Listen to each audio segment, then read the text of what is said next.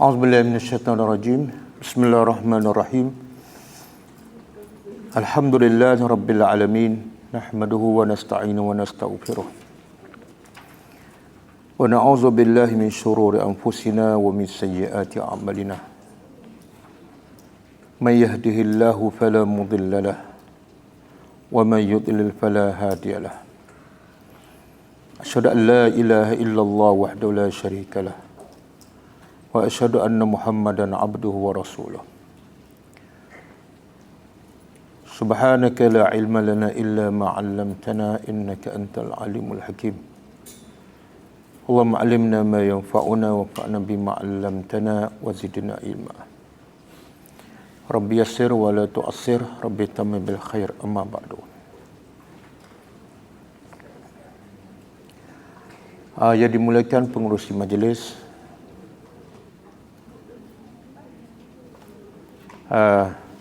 Dr. Fadil, Chairman kepada syarikat Gedung Penawar, dan isterinya, ada isterinya. Okay.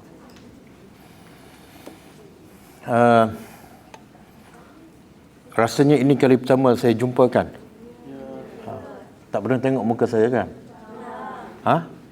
Tak benar. Saya pun tak pernah tengok muka semua. Ini kali pertama. Dan ini pun kali pertama saya tahu ada satu syarikat pusat dialisis yang ofisnya kat Bukit Jelutong kan. Saya duduk Bukit Jelutong dah lama tapi saya tak tahu. Okey, tajuk yang diberi ialah membudayakan ikhlas dalam pekerjaan. Saya pun tak tahu kenapa tajuk ni dipilih.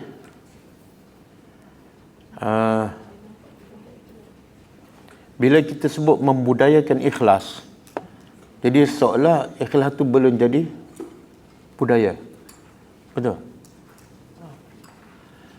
Okey, untuk membudayakan ikhlas, ikhlas tu kerana apa?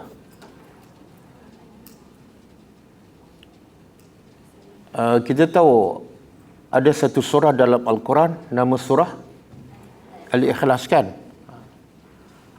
Dan surah tu antara surah yang terpendek. Kalau kita perasan dalam Al-Quran, biasa nama surah bergantung ataupun berdasarkan cerita ataupun perkataan yang ada dalam surah tersebut. Contoh surah Quraisy. Ada tak perkataan Quraisy dalam surah tersebut? Ada kan?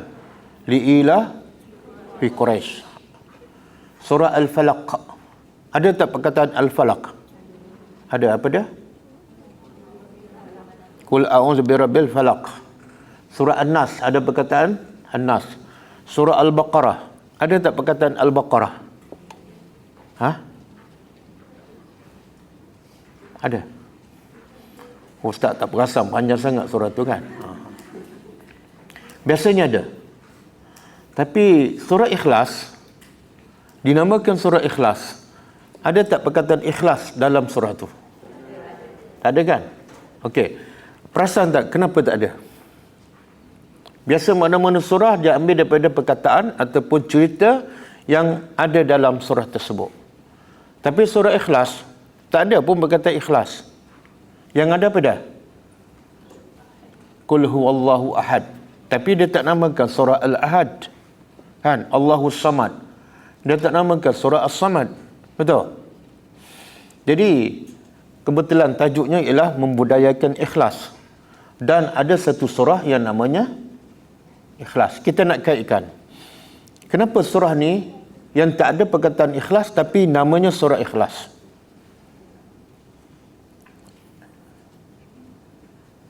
Siapa tahu? Okey. Ikhlas ialah kita buat sesuatu kerana Allah. Ikhlas dalam bahasa Arab ialah telus, suci, bersih, hanya kerana Allah. Jadi kenapa surah Ikhlas dinamakan Ikhlas. Cuba kita tengok apa maksud dia dalam surah Al-Ikhlas. Auzubillahi minasyaitonirrajim. Bismillahirrahmanirrahim. Qul, katakanlah, huwallahu, Allah adalah ahad, Allah adalah esa. Kemudian Allahu as-samad. Apa makna as-samad?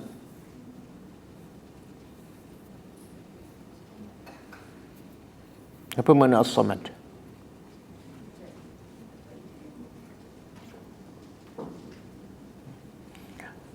Hafalkan surah Al-Ikhlas. Oh, makna dia? Tak tahu. As-samad ialah, dalam bahasa Arab, as-samad ialah tempat segala-galanya bergantung. Jadi as-samad itu adalah sifat Allah. Katalah Allah adalah Esa.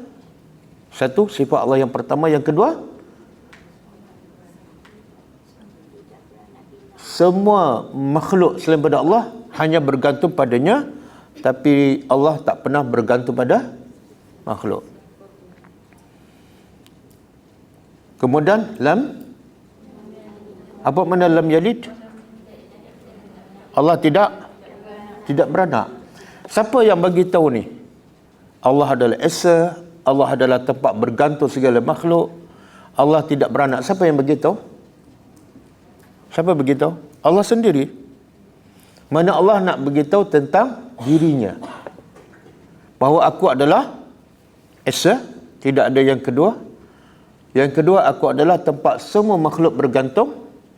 Yang ketiga, aku tidak beranak. Walam yulad. Yang keempat,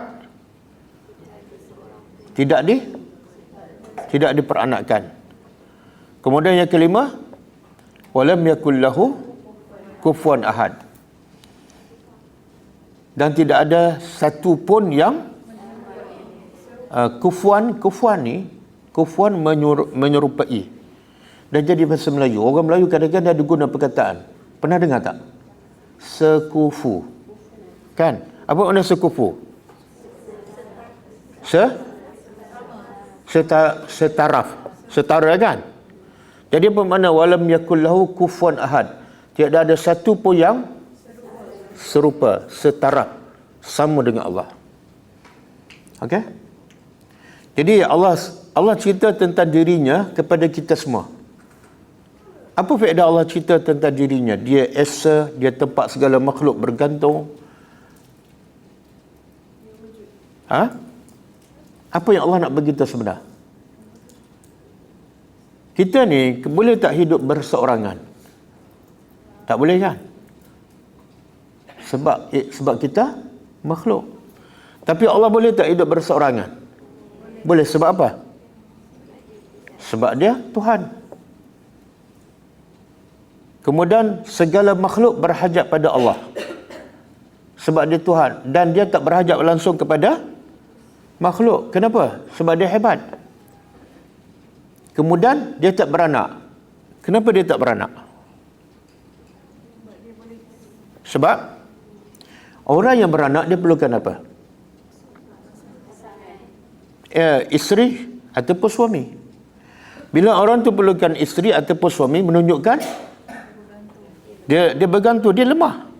Tapi Allah tidak beranak, mana Allah tak perlu isteri, Allah tak perlu anak. Sebab apa? Sebab dia hebat. Dan dia juga tidak diperanakkan. Dia tak perlukan bapa. Dan tak ada satu pun yang sama dengan Tuhan. Tiba-tiba surah ni dinamakan Ikhlas. Maksud apa tu?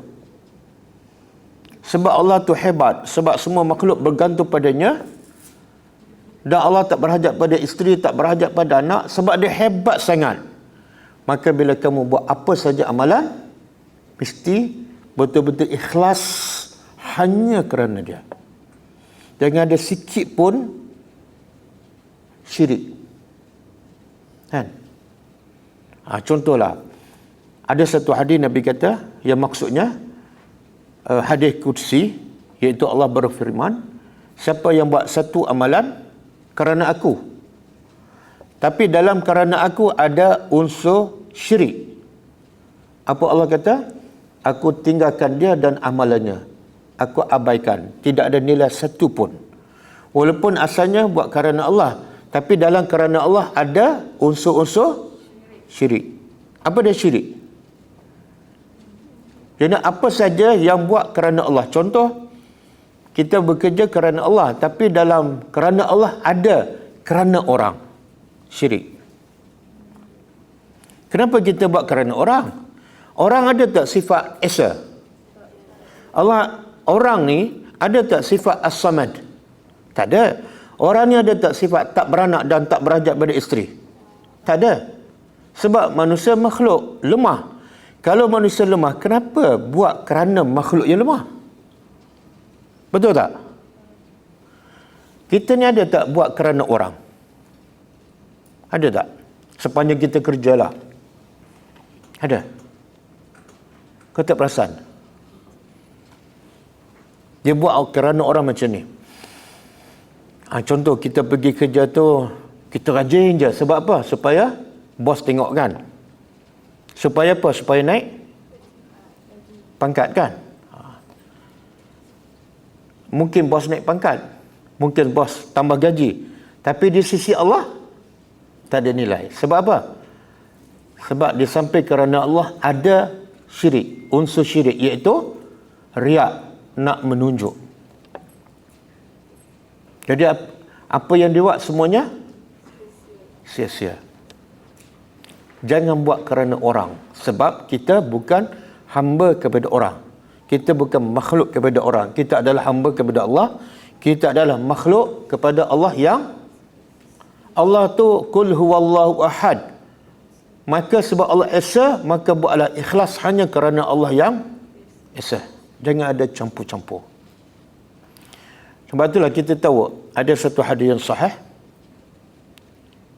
3 orang, 3 jenis manusia yang awal-awal dicampak dalam neraka. Siapa agaknya? Siapa? 3 golongan awal dicampak ke dalam neraka. Saya bagi jawapan objektif. Okey. A. Fir'aun. B. Abu Jahal. C. Netanyahu. D. Siapa lagi ya?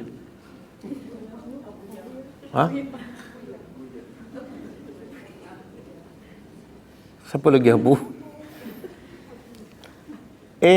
Fir'aun. B. Abu Jahal. C. Abu Lahab. Kan? D. Namrud.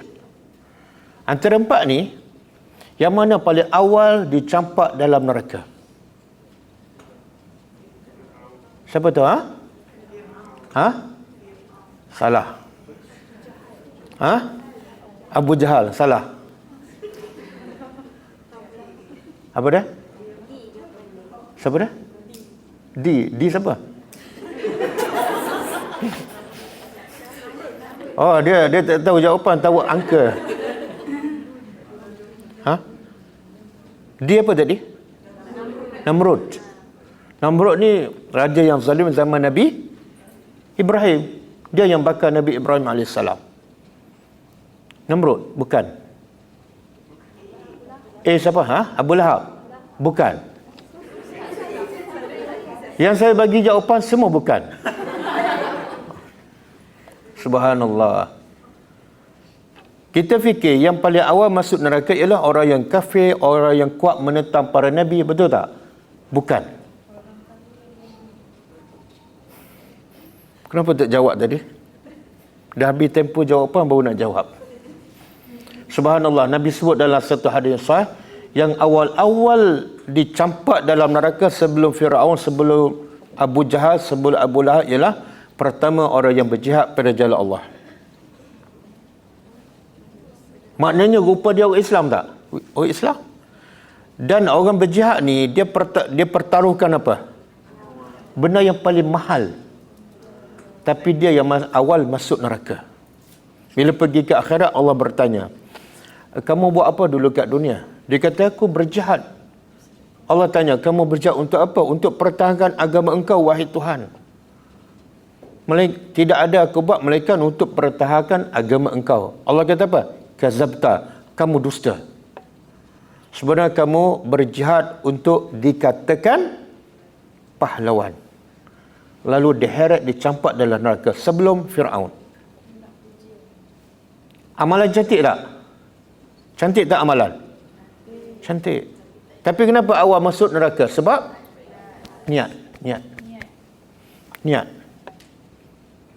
Kemudian dibawa yang kedua, yang selalu baca Quran, yang selalu mengajar, macam saya lah. Semoga bukan saya lah. Dia selalu baca Al-Quran, selalu mengajar agama. Lalu Allah tanya, kamu dulu belajar agama, mengajar agama, baca Quran kerana apa? Dia kata kerana nak meninggikan syiar agama engkau, wahai Tuhan. Allah kata, kazabta, kamu dusta.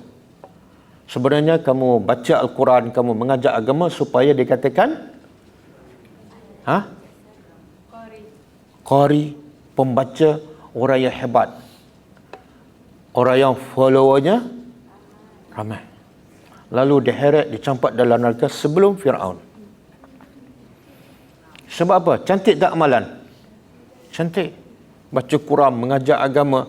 Tapi awal-awal masuk neraka sebab nampak? Yang ketiga, dibawa orang yang sangat kaya dan suka derma untuk agama. Maka Allah bertanya, untuk apa kamu suka menderma, suka infak? Dia kata, untuk agama engkau, wahai Tuhan, tidak ada lain. Allah kata, kazabta, engkau dusta. Sebenarnya engkau derma untuk dikatakan dermawan. Dan engkau dapat gelaran itu. Yang berjihad pun memang orang gelarkan dia, oh hebat, berani. Yang suka baca Quran, yang suka pun orang gelar dia. Dapat apa dia nak. Yang dermawan pun memang terkenal, dapat gelaran dan sebagainya. Awal-awal masuk neraka, zahirnya amalan cantik, tapi yang mencampakkan mereka ke dalam neraka sebab apa? Ya, subhanallah. Nampak? Nabi kata apa? Innamal a'malu binniyat. Sesungguhnya setiap amalan yang dikira ialah mengikut niat. Jadi kalau yang berjihad pun salah niat masuk neraka, yang baca Al-Quran, yang mengajar agama pun salah niat masuk neraka. Kalau yang tak berjihad, yang tak baca Quran, yang tak mengajar agama, lagi apa? Jangan pula kata, nasib baik saya tak berjihad. Nasib baik saya tak baca Quran. Belum tentu. Okey. Yang di hadapan saya ni, ada peluang tak nak masuk syurga?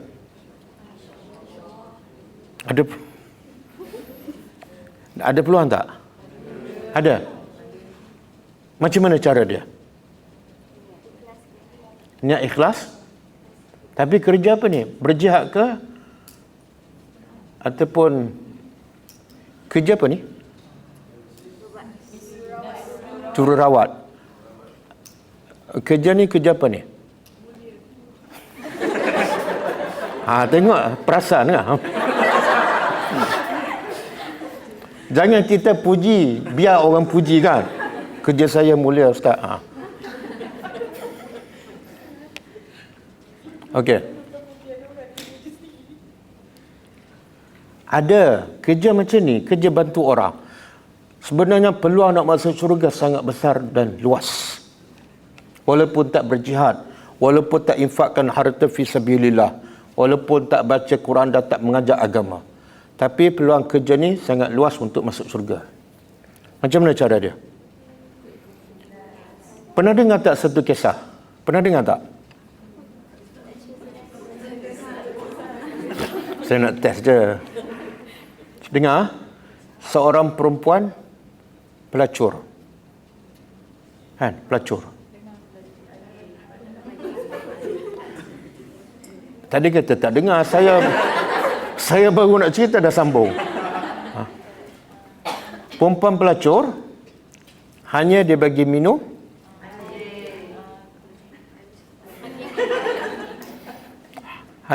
minum air pada anjing. Sebab tu Allah ampunkan dosa dia.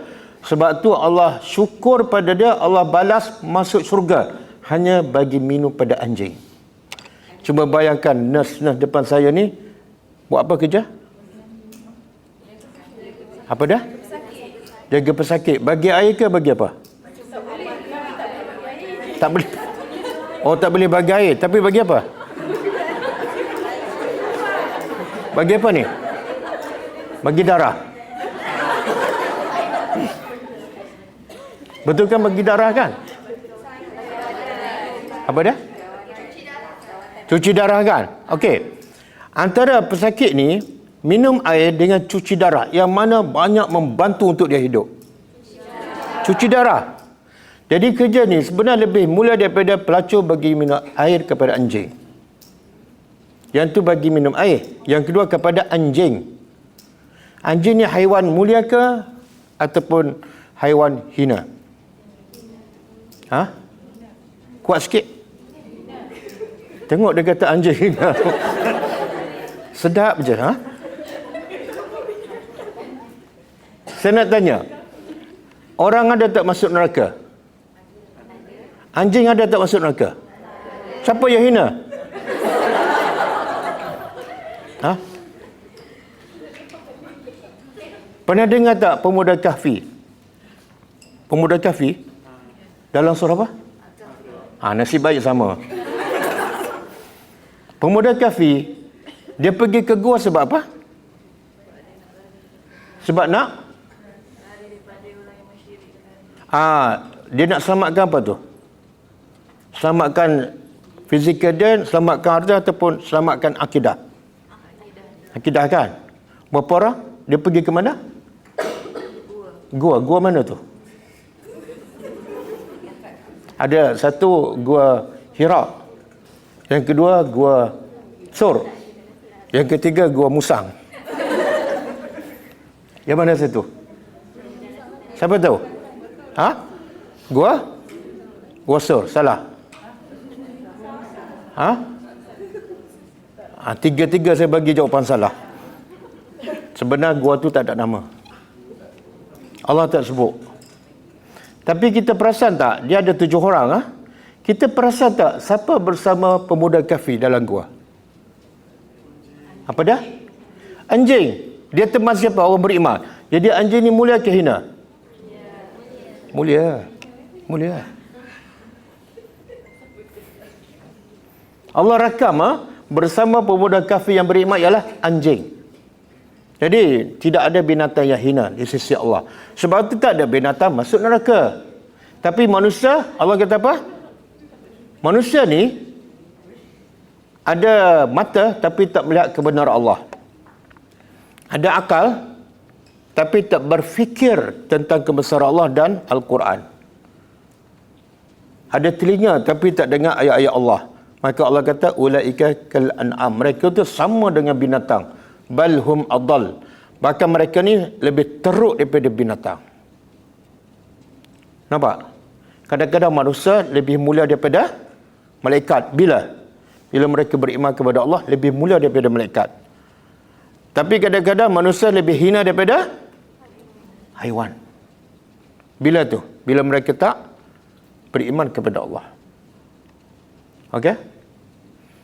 Jadi kerja ni, kerja membantu pesakit, nak selamatkan nyawa dia, walaupun namanya dialisis, namanya cuci darah.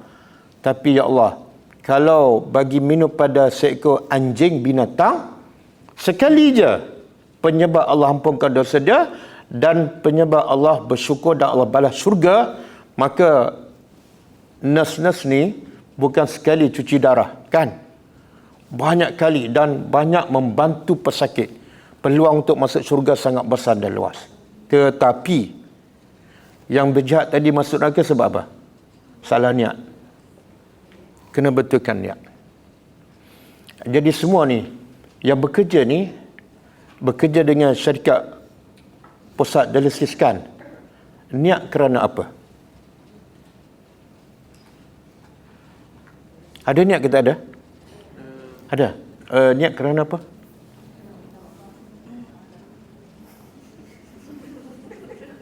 Kena jelas. Kena jelas. Saya tak tahu, tapi Allah tahu tak niat kita? Allah tahu. Yang berjihad nampak macam cantik, hebat, tapi Allah kata kamu tak ikhlas, masuk neraka. Nabi kata innamal a'malu binniyat. Sesungguhnya amalan yang dikira ialah berdasarkan kepada niat kerana apa. Kadang-kadang dah solat tapi niat kerana orang. Maka Allah kata fawailun lil musallin. Celakalah bagi orang yang solat tu. Kenapa? Sebab niatnya solat kerana orang. Ada tak orang solat kerana orang? Ada? Ha? Ada? Ada ke tak ada? Tak ada? Mana tahu? Ha, tak tahu. Tak tahu. Okey. Jangan buat tak tahu. Jangan buat tahu. Saya bagi contoh. Ada tak orang solat bulan Ramadan je? Ada? Jangan buat tak tahu pula. Ha? Ramai tak orang pergi masjid bulan Ramadan? Lepas tu lepas bulan Ramadan dia pindah ke mana? Ha? Apa dia? Masjid lain lagi. Oh, masjid lain. Tapi masjid lain berkurang juga. Ha? Sebab masjid lain bulan Ramadan semua masjid penuh, betul? Lepas Ramadan semua masjid mana yang penuh? Nampak tak? Kalau bulan Ramadan penuh, dia dan bulan lain sebelah bulan tak ada, dia pergi bulan Ramadan kerana apa? Ha? Kerana Ramadan. Betul tak? Dia tak boleh nak kata kerana Allah. Kalau kamu pergi kerana Allah, kena pergi hari-hari. Betul tak? Kalau pergi bulan Ramadan saja, mana kamu pergi bukan kerana Allah. Ataupun lepas Ramadan Allah tak ada. Ha? Kalau betul kerana Allah, Allah sentiasa ada. Betul? Hayyun la yamut. Allah hidup dan tak mati. Kenapa pergi bulan Ramadan saja? Sebab itulah di zaman Nabi, masjid zaman Nabi sentiasa penuh sepanjang hari, sepanjang tahun. Bukan bulan Ramadan je. Tapi sekarang penuh melimpah bila? Ha? Hari Jumaat kan? Lepas tu lagi ramai Ramadan. Lagi ramai Hari Raya. Pasal apa? Semakin kurang kekerapan, semakin ramai. Kenapa?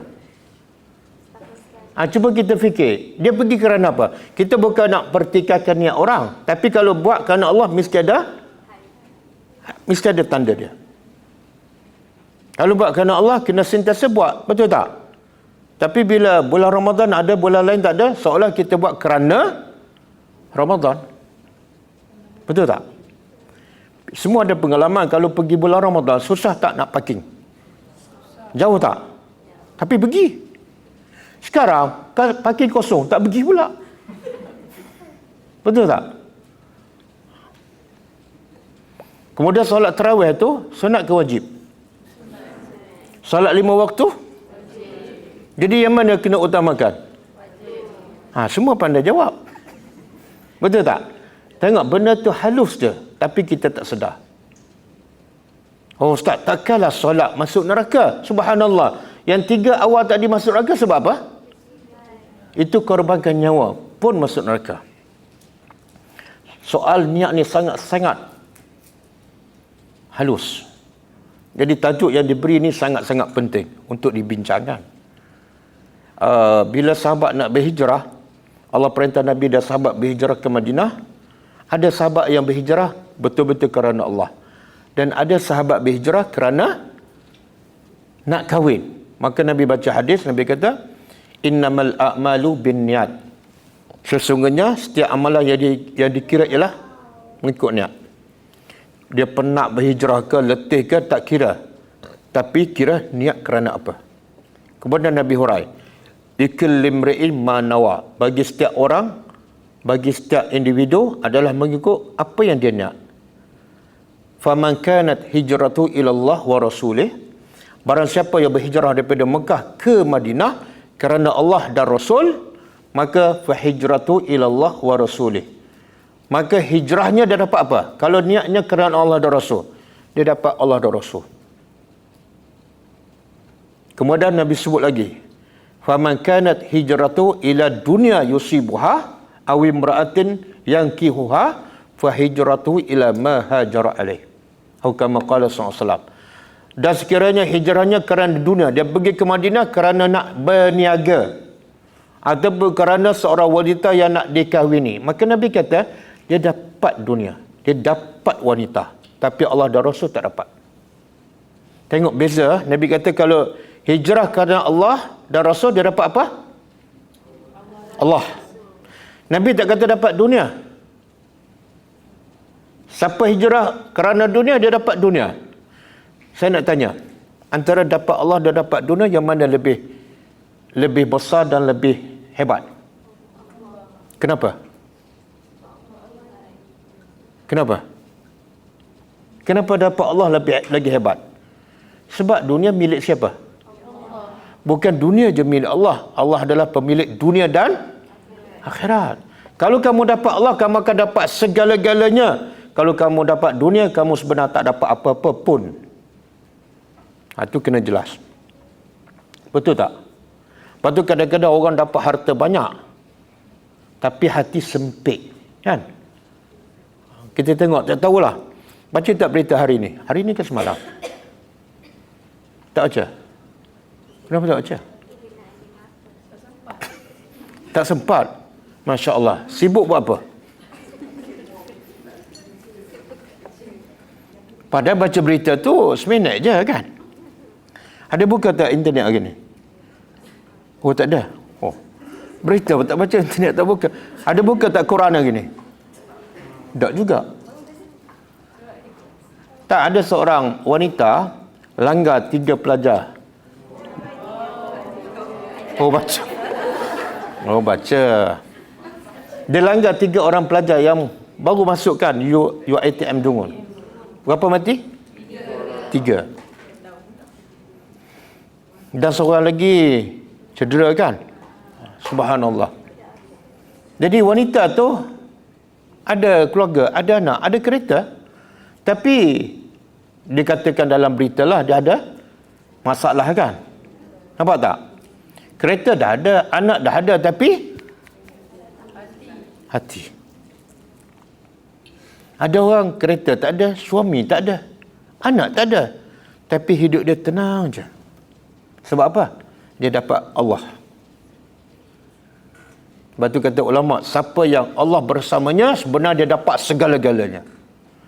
Dan siapa yang Allah tidak bersamanya, sebenarnya dia tak dapat apa-apa pun, walaupun nampak memiliki macam-macam.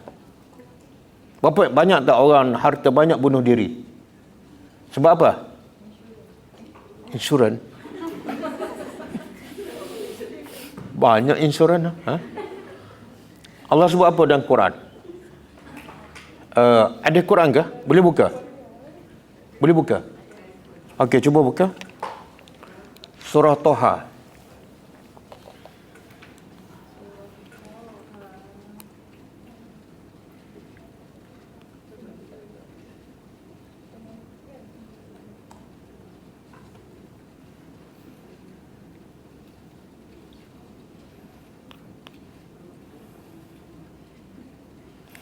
Surah Taha, surah yang ke-20.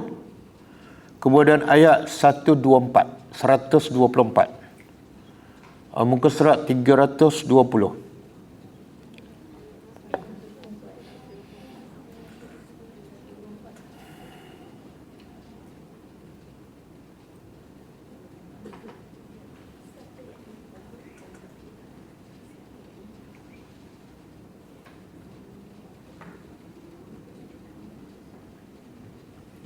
Okey, jumpa ke?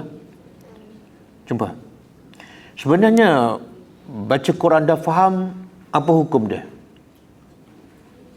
Baca Quran dan faham, orang Malaysia suka baca tapi tak faham kan? Banyak yang tak faham. Sebenarnya apa hukum baca Quran dan faham Al-Quran? Siapa tahu?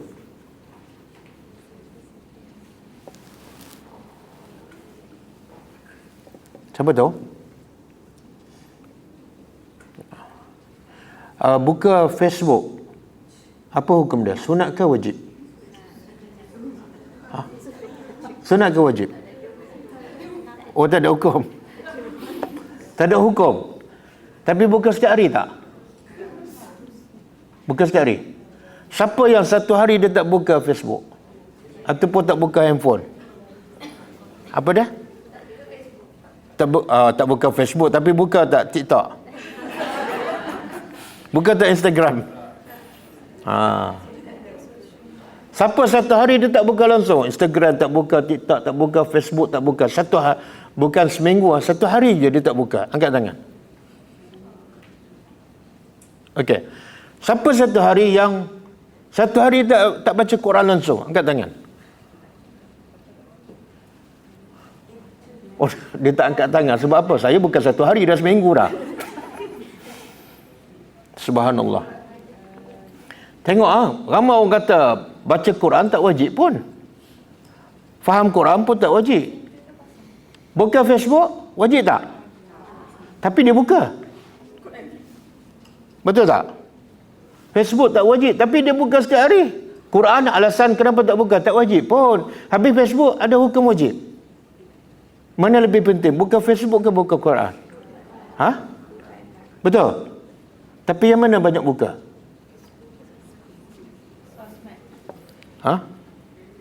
Kenapa? Tengok ayat ni. Allah kata apa? Surah Taha ayat 124. Cuba perhati betul-betul apa yang Tuhan kita cakap. Yang kita nak solat 5 kali sehari, kita sembah Tuhan, hanya dia cakap ni. Cuba faham. Okey, auzubillahi minasyaitonirrajim. Wa man a'rada. Dan barang siapa yang a'rada apa dia? A'rada berpaling. An zikri, dari peringatanku. Apa maksud peringatanku? Apa dia?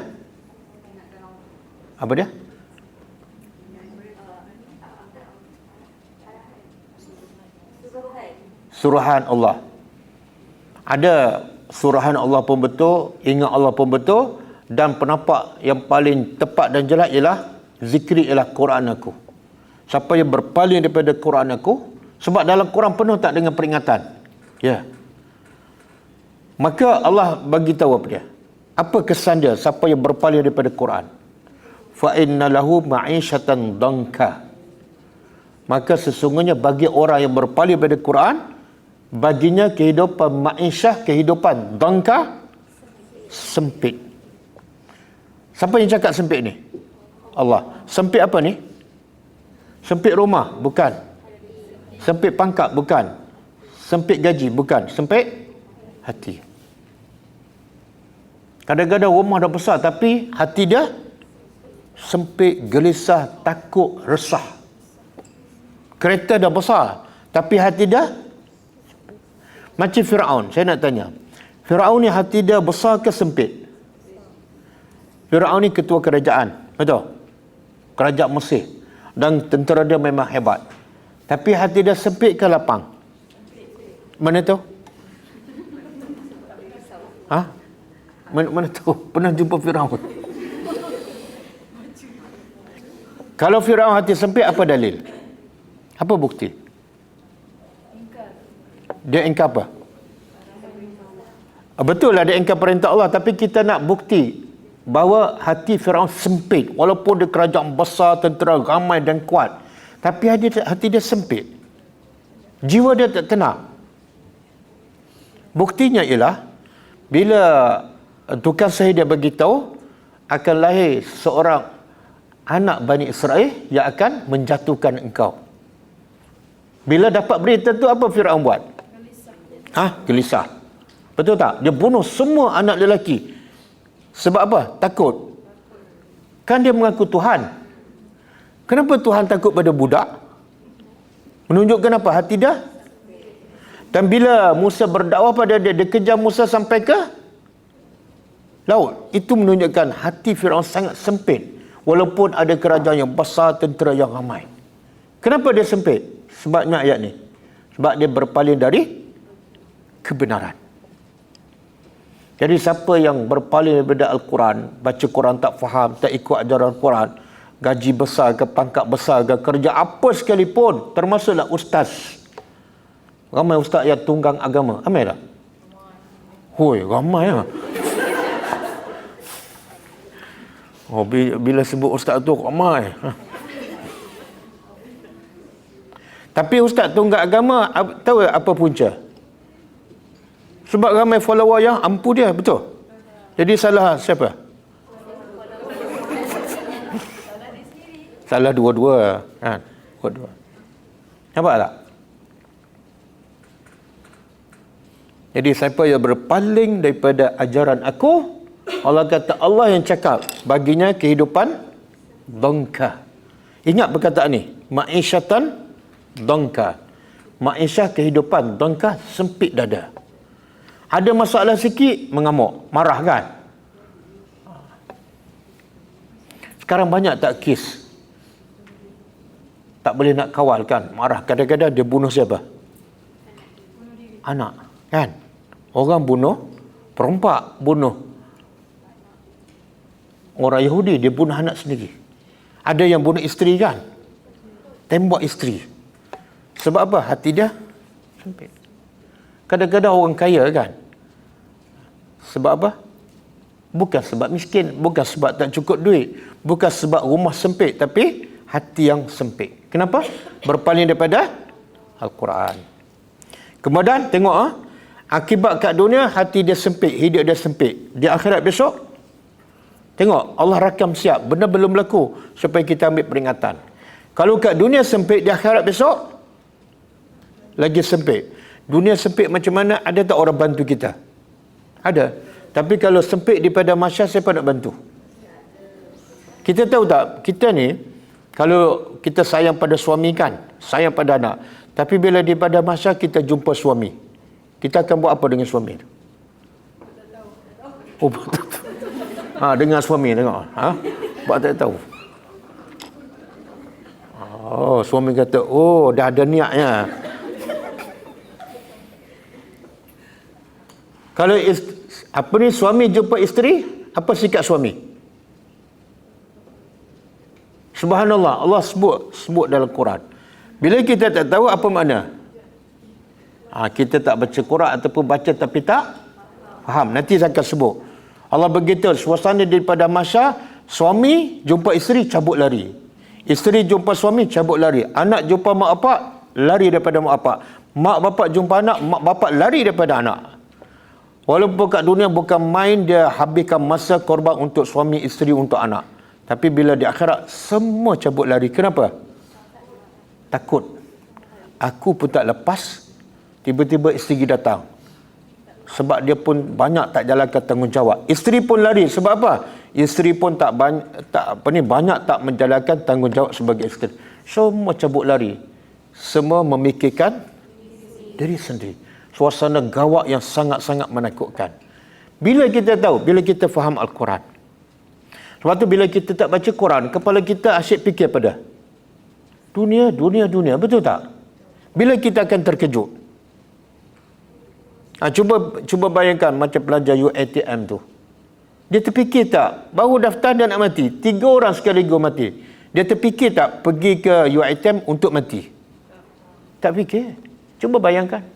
Kalau kita duduk tempat dia, tiba-tiba malaikat maut datang, cabut nyawa, kita pun dimandi, dikafan, disolat, kemudian diusul untuk ditinggal dalam kubur, dalam tanah. Kemudian semua tinggal kita berseorang dalam kubur. Cuba bayangkan kita duduk tempat tu. Kita menjerit kuat mana pun tak ada siapa peduli. Betul tak? Suami kita sayang sangat tu, kan? Tak pernah berpisah. Tapi bila kita ditanam dalam kubur, dia tunggu tak kubur tu? Tak ada 20 orang tu tunggu. Dia tak tunggu. Yang tunggu kita besok bukan laki kita, tu imam. Nampak tak? Jadi Allah kata apa? Suasana di akhirat besok, siapa yang berpaling daripada Al-Quran, tengok dia kata apa? Qala rabbi lima hasyartani a'ma. Wahai Tuanku, kenapa kamu himpun aku daripada masyarakat dalam keadaan aku buta? Subhanallah. Wa qad kuntu basira, sedangkan kat dunia aku celak. Jadi orang ni persoalkan, Tuhan, wahai Tuhan, dulu kat dunia aku celak, nampak macam-macam. Tiba-tiba daripada masyarakat, kenapa aku bangkit, engkau bangkitkan aku dalam keadaan buta? Kenapa? Tengok mata terang, tiba-tiba buta. Kita kalau buta kat dunia, kita tak nak. Ini buta di mana ni? Di padang mahsyar. Dalam keadaan semua manusia dihimpun satu tempat. Dan matahari berapa jarak? Apa dia? Ada kata sejengkal, ada kata satu batu. Kita duduk tengah hari di bawah matahari sekarang. Kalau duduk pukul 1 tengah hari sampai pukul 3 petang, boleh tak? Pengsan kan? Pernah duduk? Pengsan. Sedangkan jarak matahari dengan kita sekarang jauh tak? Di padang mahsyar? Tapi pengsan tak? Tak. Kenapa tak pengsan? Tahu tak berapa lama kita berdiri di padang mahsyar? Siapa tahu? Hadis sahih menyebut 50,000 tahun berdiri. Dalam keadaan bogel, tak berkasut, dan matahari sejengkal ataupun satu batu. Berdiri. Dan tak ada siapa pengsan. Sebab Allah jadikan itu sebagai azab. Kalau pengsan, kalau mati tak adalah azab. Boleh? Tapi ada 7 golongan yang akan selamat nanti. Cuba tengok ini.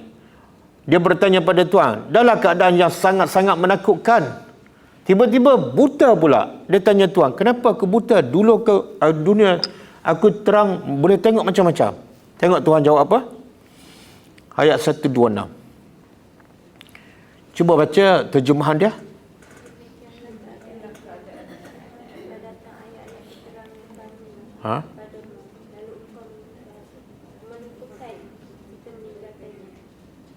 Apa maksud?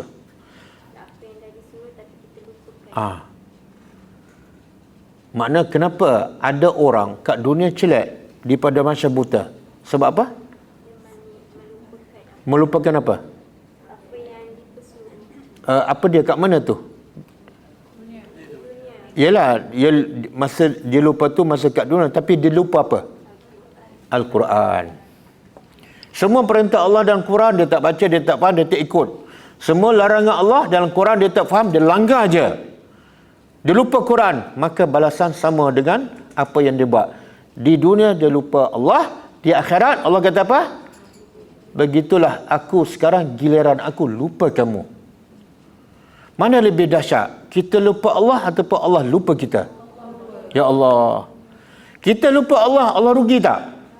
Tapi kalau Allah lupa kita, celaka besar. Betul tak? Tengok Allah lupa, Allah jadikan dia buta. Macam mana kita nak minta bantuan siapa? Tak ada. Semua pakat lari. Sebab tu saya nak tekan di sini, kita ada peluang tak nak masuk syurga? Walaupun kerja nurse kan, cuci darah. Tapi ada peluang tak masuk syurga? Ada. Kerja dah cantik dah. Tapi prasyarat utama apa dah? Niat ikhlas kerana Allah. Mungkin tak kita ikhlas kerana Allah, tapi kita tak faham apa yang Allah cakap dalam Quran. Mungkin tak? Saya buat ni ikhlas kerana abang. Katalah dengan suami kita kan. Saya buat ni semua ikhlas kerana abang. Suami kita bertanya, faham tak arahan saya? Tak faham. Boleh tak macam tu? Tak boleh. Kalau kita ikhlas, mesti faham. Sebab itulah, sebab dia berpaling daripada Al-Quran, maka di akhirat besok Allah bangkit sebagai buta. Kan? Jadi saya nak tekankan di sini, semua kita ada peluang nak masuk syurga. Walaupun kerja hanya sebagai nurse. Bahkan kerja bantu orang ni sebenarnya kerja mula. Cuma kena betulkan niat. Kalau sebelum ni mungkin kita kerja sebab nak dunia, sebab nak rezeki, kan? Sebab nak hidup senang. Sekarang tukar. Saya nak tanya, ramai orang bekerja nak hidup senang kat dunia.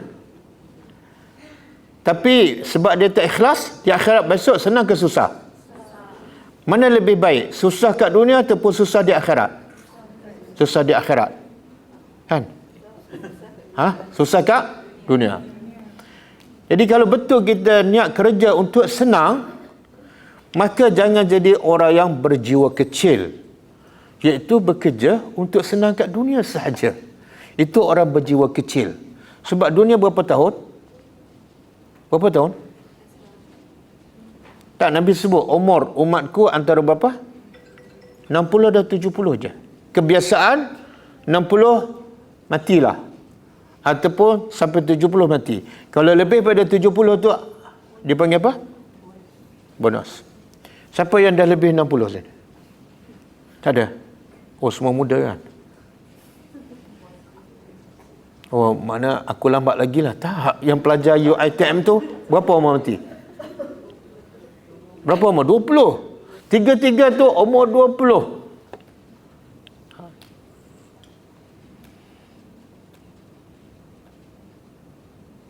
Jadi nak peluang untuk kita tukar niat. Selama ni aku bekerja nak senang kat dunia. Jadi orang yang berjiwa besar, aku bekerja untuk senang di dunia, lebih-lebih lagi di akhirat. Sebab akhirat bukan 70 tahun tapi selama-lamanya. Kenapa kita nak senang 70 tahun tapi yang selama-lama kita tak kisah? Sedangkan yang tu lagi bahaya. Betul tak? Kalau tak ke syurga ke mana? Ke neraka. Dunia ni susah macam mana pun masih boleh hidup. Betul tak? Masih ada orang bantu kita. Tapi kalau di akhirat, kalau susah tak ada siapa boleh bantu. Kecuali iman dan amal kita. Okey? Jadi saya harap semua yang bekerja di syarikat ni tukar niat. Sebelum ni niat untuk senang kat dunia. Sekarang tukar untuk senang dunia dan akhirat. Bila nak senang akhirat, kena buat apa? Kena buat apa? Kalau ayat yang kita baca tadi, surah Taha.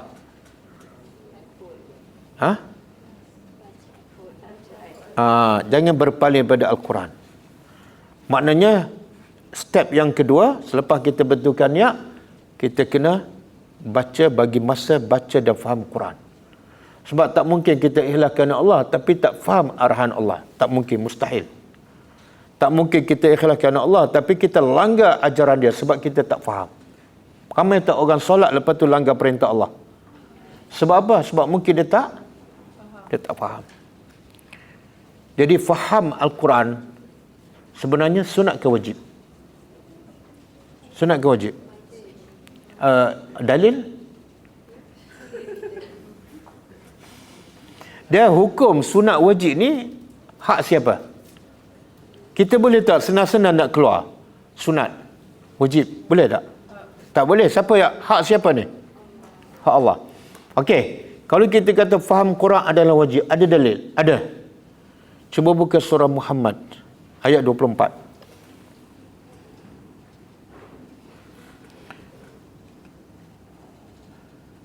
Cuba buka surah Muhammad surah 47.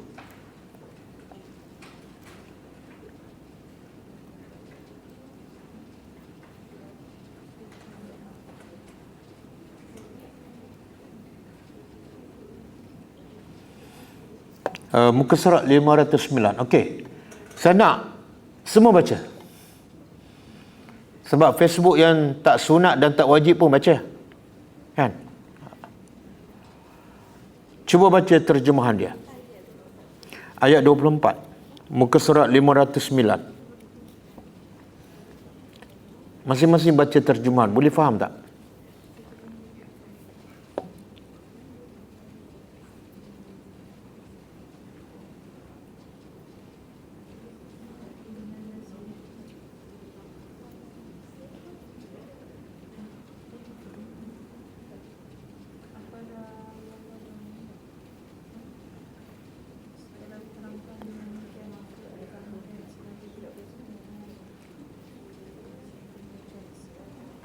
Siapa yang nak ceritakan maksud ayat tersebut?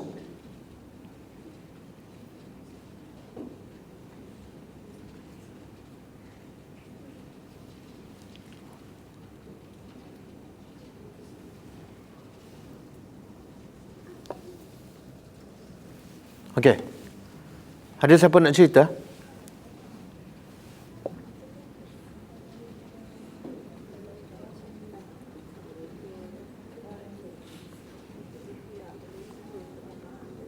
Kuat sikit. Dia, sekarang kita nak baca ayat Allah, kan? Bila kita cuba dalam proses kita nak belajar, tiba-tiba salah. Berdosa tak? Tak berdosa. Tak berdosa. Tak berdosa kan? Tapi kenapa? Takut.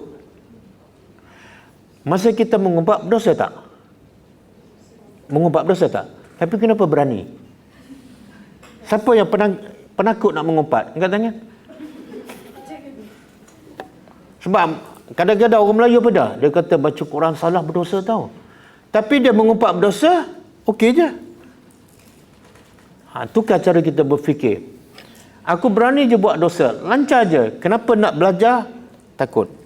Okey? Okey, seorang. Kita apa maksud ayat ni? Kalau saya mengajar, saya tak mengajar macam orang kuliah maghrib. Dia cakap seorang-seorang kan.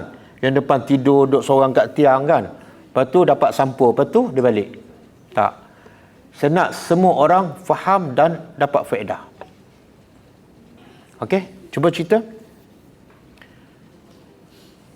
Dapat pahala tau. Dapat pahala. Cuba. Tak, jangan baca. Dia kadang-kadang baca terjemahan, dia tak faham kan. Apa bukti dia faham? Dia boleh cerita maksud ayat tersebut.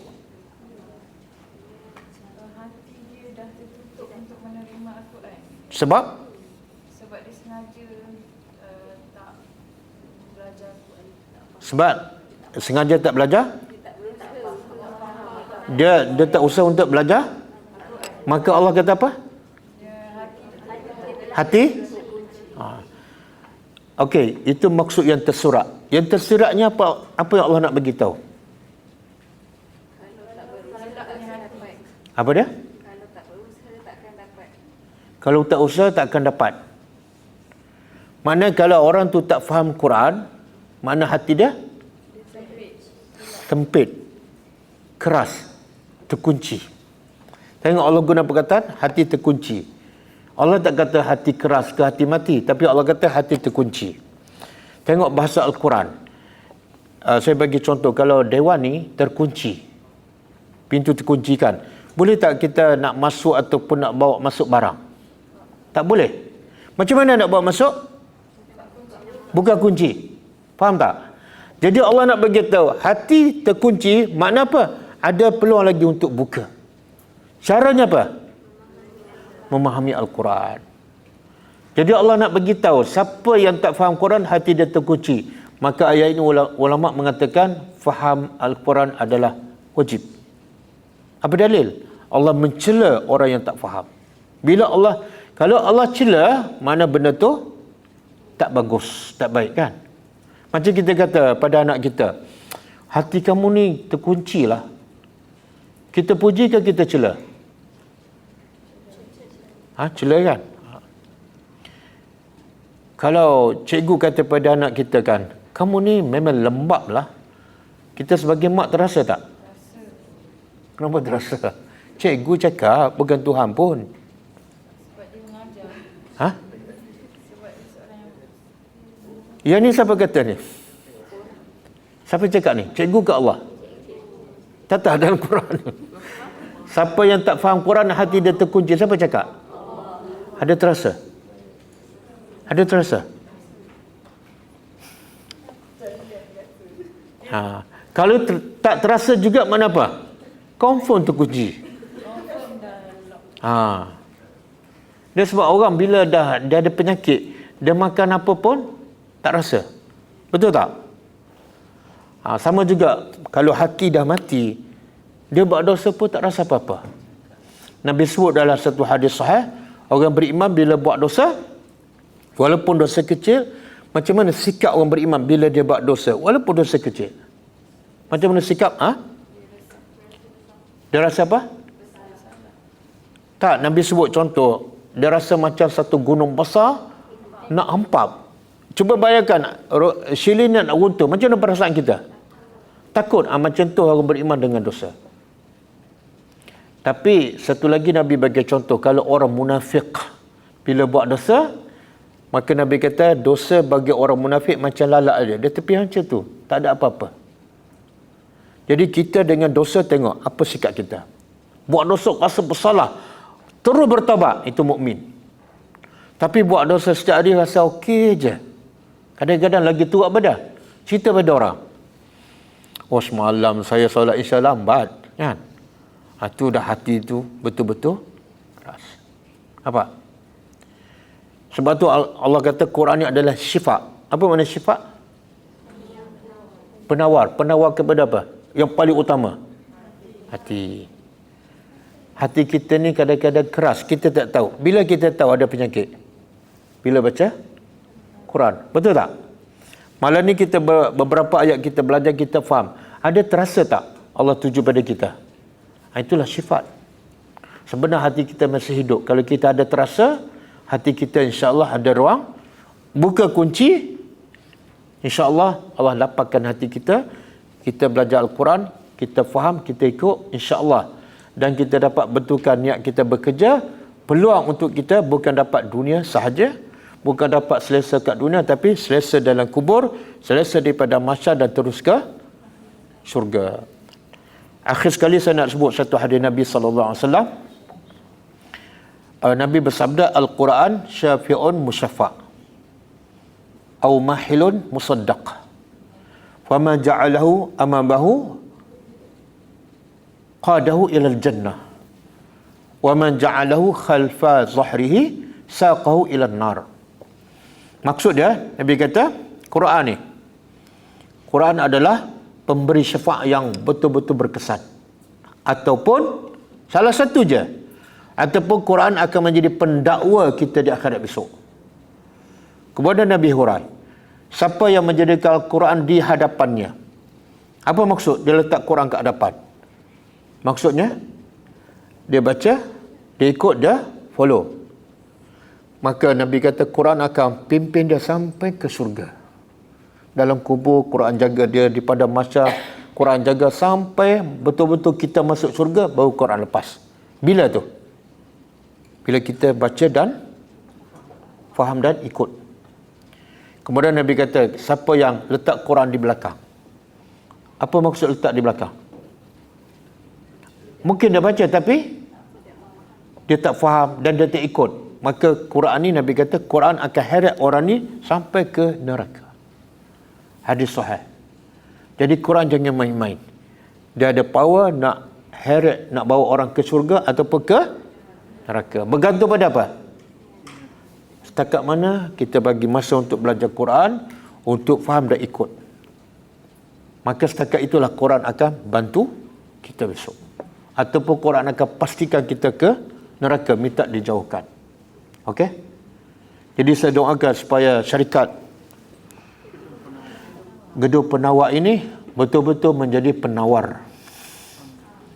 Pertama, kepada pekerja. Yang kedua, kepada pesakit-pesakit. Yang ketiga, kepada orang ramai.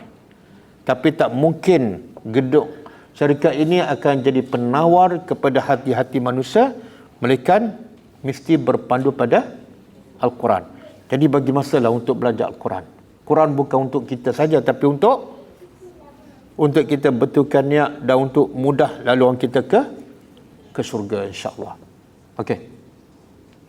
Cukup, ha? Ada soalan ke?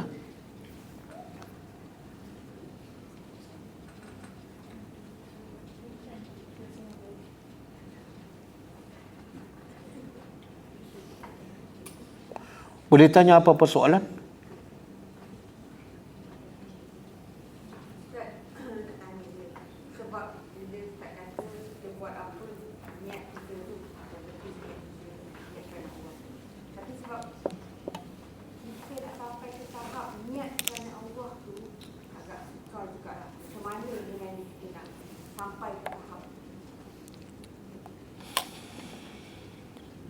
Okey. Katalah sebelum ni kita niat bukan kerana Allah, kan? Katalah. Kalau kita niat bukan kerana Allah, kita niat kerana apa? Okey, kerana dunia, kan? Kenapa? Soalan, kenapa kita niat untuk dunia? Apa yang kita dapat daripada dunia? Apa dah? Selamat?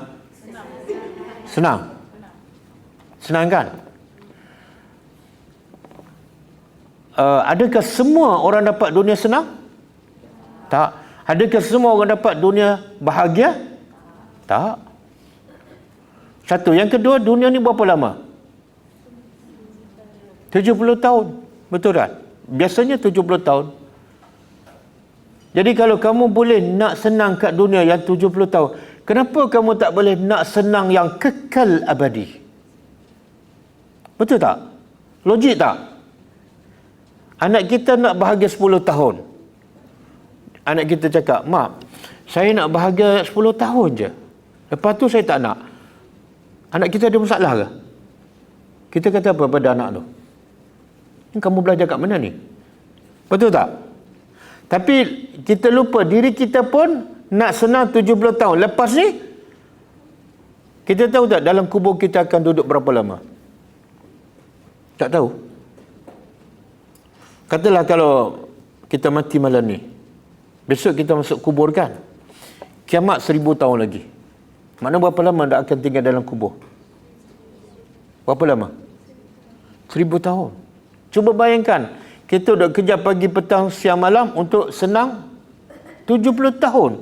Tiba-tiba dalam kubur yang 1000 tahun sempit dan gelap. Cerdik tak kita? Tak cerdik lah. Orang yang cerdik ialah dia ikut perintah Allah, semua hidupnya senang. Dunia senang, dalam kubur senang, pada mahsyar senang dan terus ke surga. Okey? Jadi soalan tadi, macam mana kita nak ikhlaskan kerana Allah? Kita betulkan niat kita, kalau sebelum ni aku nak senang kat dunia, lepas ni kenapa aku nak senang 70 tahun? Kenapa tak nak senang selepas mati? Aku ni orang cerdik kan? Mulai sekarang aku nak senang bukan dunia, lepas mati nak senang dan sampai ke surga. Maka hidup mesti berpandukan Al-Quran. Okey? Itu satu. Yang kedua, kalau kita niat kerana dunia, bukan mesti dapat. Kalau dapat pun belum tentu bahagia. Tapi kalau kita buat kerana Allah, pasti bahagia. Kadang-kadang hidup dia sederhana je. Saya nak tanya, kita ni ada gaji tetap, ada KWSP tak? Tapi hati tenang tak?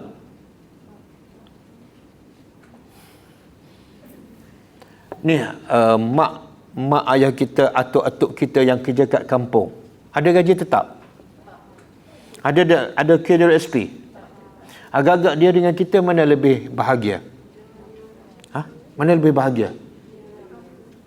Tak ada kan? Kita ada dengar tak dulu pakcik-pakcik kat kampung, atuk-atuk kat kampung bunuh diri? Tak ada kan? Tapi biasa yang bunuh diri mana? Yang ada gaji tetap, yang ada KWSP. Betul tak? Mana apa? Kalau kita niat untuk dunia, belum tentu bahagia. Maka bergantunglah kepada Allah, serah pada Allah. Itu dua. Yang ketiga, rezeki Allah dah tetap tak? Rezeki Allah dah tetap tak? Kalau Allah tetapkan rezeki kamu banyak ni, kerjalah penat macam mana, banyak itulah rezeki kamu. Kenapa nak lebih daripada yang kita kerja penat nak selesai kat dunia sampai kita abaikan solat? Ya Allah, solat nak bawa sampai ke akhirat. Tapi yang nak bawa ke akhirat, kita buat sambil lewa. Yang kita nak tinggal ni, kita buat sungguh-sungguh. Itu tak cerdik. Kan? Jadi betulkan niat kita kerana Allah. Dan saya nak sebut satu hadis. Tidak ada seorang Muslim pun yang ditimpa musibah. Apa saja musibah. Termasuklah penat, lelah, sedih, risau. Melainkan semuanya kafarah. Kena duri kat kaki pun dapat diampunkan dosa. Maknanya Allah sangat sayang pada kita dan Allah membalas apa saja amalan kita walaupun sekecil duri kena kaki. Kita senyum pada bos. Bos bagi allowance. Ada tak syarikat? Senyum pada bos pun dapat allowance. Ada. Tapi kita senyum pada bos, kita senyum pada kawan, Allah bagi tak pahala? Bagi. Kita penat, bos bagi tak gaji? Tambah tak allowance? Bos, hari ni saya penat lebih sikit daripada semalam. Sama je, betul tak? Tapi kalau kita penat, Allah bagi tak pahala. Semua yang kita buat dapat pahala. Kenapa nak bekerja dengan manusia? Kenapa nak bekerja kerana manusia? Manusia tak boleh bagi bahagia. Allah saja yang boleh memberi kebahagiaan. Maka bekerjalah kerana Allah. Full stop. Betul? Okey. Cukup. Ada soalan lain?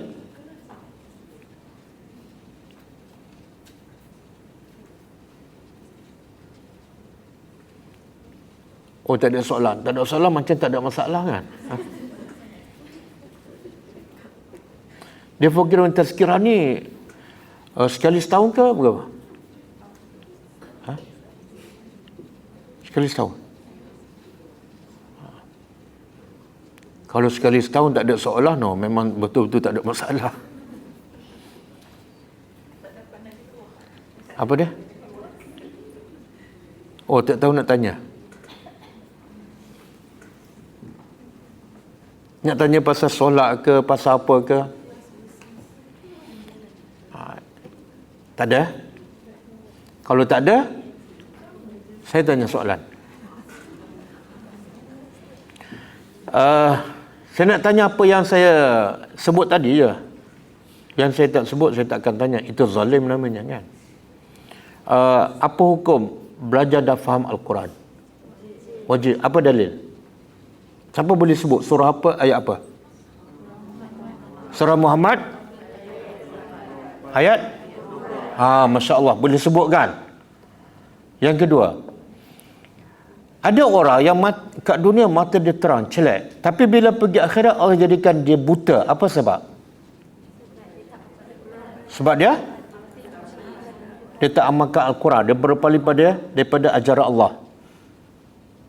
Allah sebut dalam surah apa? Taha ayat? Ni, duduk depan sekali. 124. 26 ayat lain. Subhanallah. Hari ini kita dapat cakap dan dapat bagi dalil daripada Al-Quran. Okey? Kita ni walaupun kerja nurse, cuci darah, membantu pesakit, tapi ada peluang besar tak nak masuk syurga? Ada. Ada dalil? Ada dalil? Dalil wanita pelacur yang hanya bagi minum air saja, Allah ampunkan dosa dia dan Allah balasnya dengan syurga. Tapi jangan pula cuci darah je tak solat. Kenapa? Pelacur tak solat pun. Tak, pelacur tu dia syariat dia sebelum Nabi Muhammad. Syariat dia tak sama dengan syariat Nabi Muhammad SAW. Dan ada satu hadis, Nabi kata, ada orang masuk syurga sebab hanya dia buang ranting di tengah jalan. Penyebab dia masuk syurga. Dia bukan berjihad. Dia hanya buang ranting. Okey, cuba fikir, kenapa buang ranting boleh menjadi penyebab masuk syurga? Sebab ada unsur kesihan kepada orang. Ada unsur menolong orang. Ada unsur tu laluan mudah ke surga. Sebab tu Nabi kata ahabbun nasi ilallah, orang yang paling Allah cinta ialah orang yang paling banyak memberi manfaat kepada orang. Bukan manfaat pada diri dia. Kan? Yang paling Allah cinta, yang paling banyak memberi manfaat kebaikan kepada orang. Semoga nurse-nurse yang bekerja syarikat gedung penawar ni antara orang yang terpilih untuk dicintai oleh Allah. Tapi kena betulkan niat, dan yang kedua kena faham Al-Quran, insya-Allah. Okey, cukup sekiranya ada salah silap, saya minta maaf. Yang baik daripada Allah dan yang tidak baik daripada saya. Sekian, wassalamualaikum warahmatullahi wabarakatuh. كتاب الله ترق جنانه وتنام